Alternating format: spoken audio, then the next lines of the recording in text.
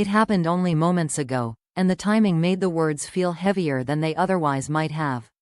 Dakota Johnson was not delivering a prepared statement, nor was she sitting in a carefully framed interview meant to generate headlines. It was a brief exchange, almost casual in tone, until she paused and chose her words carefully. When she said, "Jamie crossed a line that night," the atmosphere changed instantly.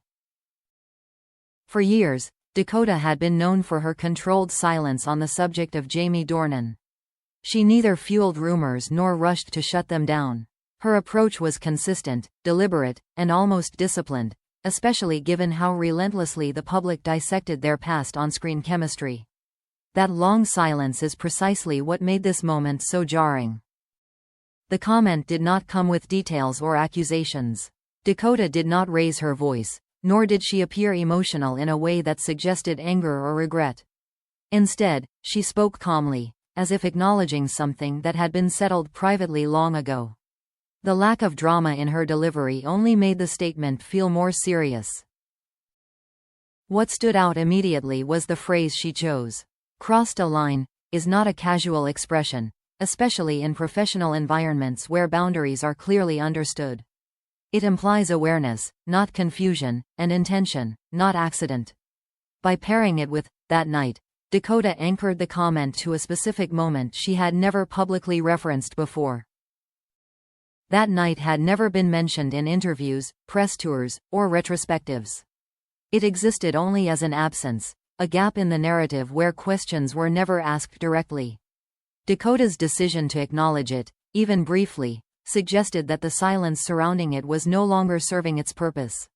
Something about the timing made the restraint feel unnecessary.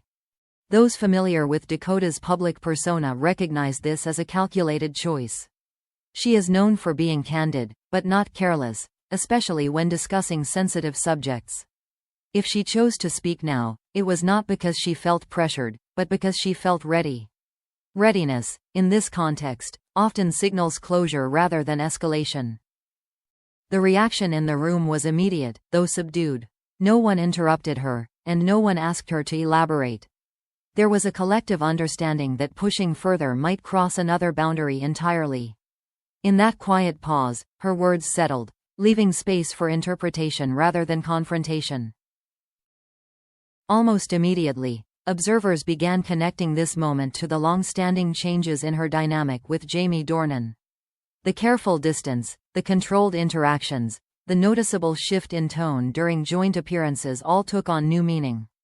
What once appeared as mutual professionalism now looked more like a response to something unresolved. Dakota did not frame herself as a victim, nor did she assign blame in explicit terms. She simply stated a fact as she saw it, allowing the weight of the implication to speak for itself. That restraint suggested she was not trying to rewrite the past, but to acknowledge it on her own terms. In doing so, she reclaimed control over a narrative that had long been shaped by speculation. What made the comment especially powerful was what followed it. Dakota moved on, redirecting the conversation without hesitation or apology. There was no attempt to soften the statement or contextualize it further. The choice to leave it there felt intentional, as if any more explanation would dilute its meaning. In the world of celebrity culture, such moments are rare. Most revelations are packaged, amplified, and repeated until their impact dulls. This one was different, sharp precisely because of its brevity. Dakota said just enough to change the conversation without inviting it to spiral. As the implications began to spread beyond that room, one thing became clear. This was not the beginning of a scandal, but the end of a silence. Whatever happened that night, Dakota Johnson had finally acknowledged it publicly, even if only in passing. And sometimes, a single sentence is enough to reshape years of unanswered questions. The impact of Dakota Johnson's words did not arrive with chaos, but with a slow, deliberate shift in perception. There was no rush to clarify, no follow-up explanation offered, and no attempt to soften what had been said. Instead, the silence that followed felt intentional, almost protective, as if the statement itself was meant to stand alone. In that restraint, the meaning grew heavier. Within hours, conversations began unfolding behind closed doors. Not frantic damage control, but careful reassessment. People who had worked closely with both Dakota and Jamie Dornan revisited moments they had once dismissed as routine. A change in tone here, a boundary enforced there, small details that now felt connected rather than coincidental. The narrative many had accepted suddenly seemed incomplete. What made Dakota's comments so powerful was not accusation, but precision. She did not describe what happened, only that a line had been crossed. In professional language, that phrase carries weight without requiring detail. It signals that both parties understood the boundary, and that the breach was not ambiguous. It was recognized in the moment, even if never addressed publicly. Attention inevitably turned to Jamie Dornan's response, or lack of one. He did not issue a statement, nor did he rush to deny or contextualize Dakota's words. For someone known for careful public communication, that silence was striking. To some, it suggested respect for a boundary that Dakota had just reaffirmed. To others, it felt like acknowledgement without admission. Those close to Jamie described him as reflective rather than defensive. There was no visible anger, no attempt to shift blame, and no sign of surprise. That composure led many to believe that Dakota's words had not come out of nowhere. If anything, they seemed to confirm a reality both had long understood but chosen not to articulate.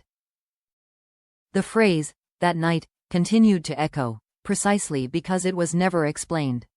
It suggested a moment contained in time, separate from their public collaboration and professional history. By isolating it, Dakota implied that whatever happened was not ongoing, not repeated, and not something she felt compelled to relive. It was an acknowledgement, not an invitation. Some observers interpreted the timing as significant. Dakota chose to speak after years of distance, after boundaries had clearly been put in place and maintained. In that context, her words felt less like reopening an old wound and more like sealing it. Closure does not always come from confrontation. Sometimes it comes from naming what was once left unspoken. The industry reaction was notably restrained. There were no immediate sides taken, no public condemnations, no rush to sensationalize. That restraint reflected a shared understanding that the situation was more complex than a headline could capture. When boundaries are crossed in subtle ways, the truth often lives in nuance rather than spectacle. What emerged most clearly was a shift in how their past was now viewed. The careful distance that followed their earlier work no longer appeared arbitrary. It looked intentional, protective, and necessary. Dakota's comment reframed those choices as responses, not coincidences, grounded in experience rather than image management. In the days that followed, the conversation did not escalate, but it did deepen. Fans debated interpretations, media outlets tread carefully, and both actors continued forward without visible disruption. The lack of escalation reinforced the sense that this was not about creating drama, but about reclaiming narrative control. Dakota Johnson did not accuse, and Jamie Dornan did not contest. Between those two decisions lay a quiet understanding that some truths do not need amplification to be valid. By speaking briefly and stopping there, Dakota set a boundary not just around that night, but around how much of it the world was entitled to know. In the end, the moment lingered not because of what was revealed, but because of what was deliberately left unsaid. It served as a reminder that in an industry built on exposure, the most powerful statements are sometimes the most restrained. And that acknowledging a crossed line can be less about blame, and more about finally letting something rest.